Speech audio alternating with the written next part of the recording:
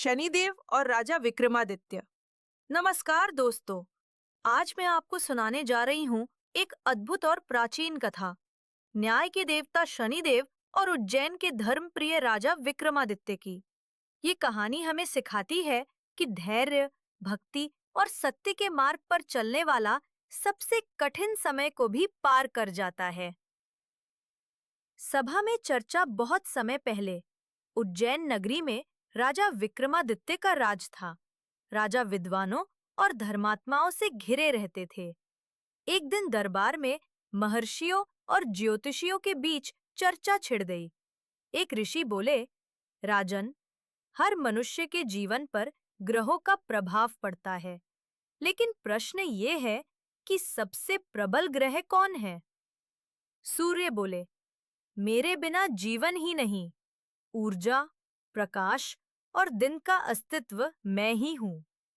चंद्रमा ने कहा, मेरे बिना मन शांति नहीं पाएगा, मैं ही शीतलता और सुकून देता हूँ।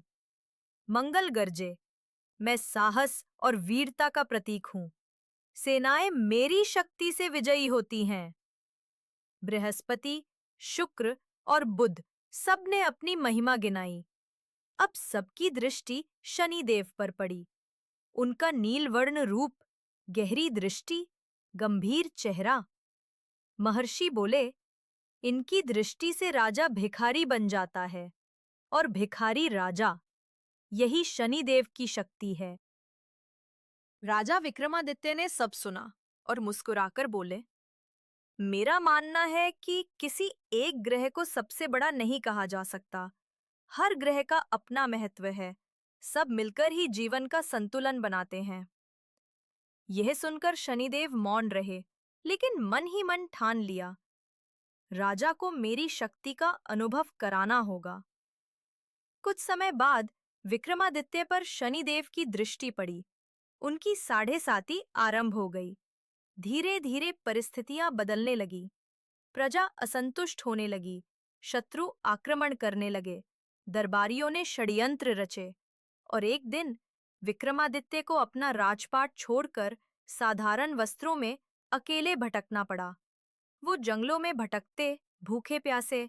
गांवों में जाते तो लोग कहते, अरे, ये वही राजा है, अब देखो कैसा दर दर भटक रहा है।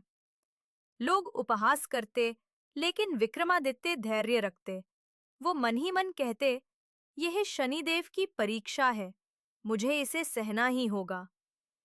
एक नगर में पहुंचकर उन्होंने लोहार से काम मांगा। लोहार बोला, अगर भूखे हो तो मेरे साथ काम करो, लोहे को पीटना होगा। अब जो राजा कभी स्वर्ण सिंहासन पर बैठता था, वही विक्रमादित्य धौंकनी चलाने लगे। हथौड़े से लोहे को पीटते, पसीने से भीगते, हाथ छिल जाते, लेकिन फिर भी मन में यही कहते, यह भी शनिदेव की इच्छा है। कुछ समय बाद नगर में उत्सव हुआ। राजा ने आदेश दिया, हर व्यक्ति को भेंट चढ़ानी होगी। विक्रमादित्य के पास कुछ नहीं था। उन्होंने लोहे की छोटी सी अंगूठी बनाकर भेंट दी।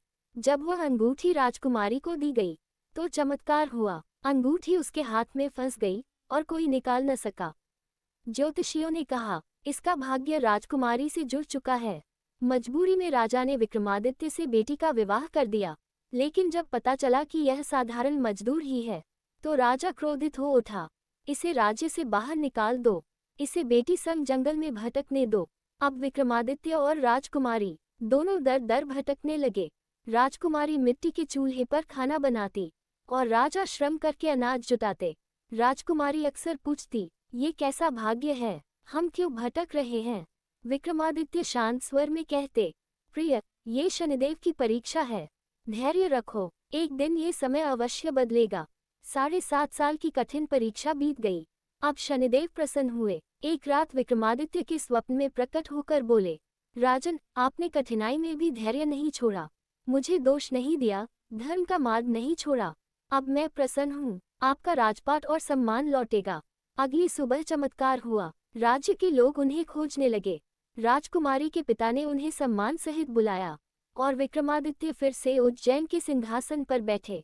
संदेश, दोस्तों, ये कथा हमें सिखाती है कि शनिदेव क्रूर नहीं, न्यायप्रिय हैं। वो केवल हमारे कर्म का फल देते हैं, जो कठिनाइयों में भी धैर्य, भक्ति और सत्य को नहीं छोड़ता। अंततः उसी पर शनिदेव की कृपा बरसती है। तो याद रखिए, कभी भी विपत्ति आए तो उसे दंड नहीं, बल्कि परीक्षा समझिए, क्योंकि हर अंधेरी रात के बाद सुबह अवश्य होती है। आपको ये कहानी कैसी लगी, हमें ज़रूर बताएगा, और अगली कहानी में फिर मिलते हैं एक नई सीख के साथ। धन्यवाद।